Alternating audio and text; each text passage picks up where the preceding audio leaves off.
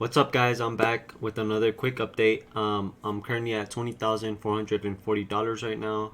From the market, I've gained 1,025 nine, and then earned dividends is 126. So for the earned dividends, I did pass $100, so that's pretty cool.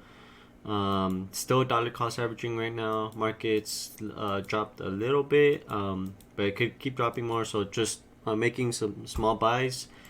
Dollar cost averaging. For tomorrow, I have SAP. I'm adding around $30 tomorrow morning. On let's see here.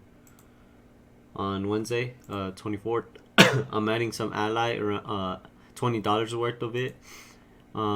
It pays a dividend. Ally does, and then the past this week, I did buy, or yesterday technically, I bought Hylian around $3.07 and then I bought Nike around $110.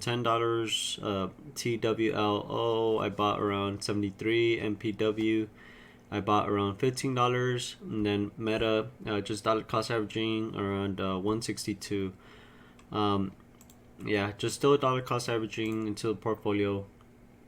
Because yeah, I think the drop could be coming soon, but yeah, just adding 300 every week and just buying around the support areas. And yeah, that's pretty much it as far as an update on my portfolio. If you guys want to stay tuned and keep updated with my portfolio, subscribe and leave a comment if you have any questions, and that'll be all.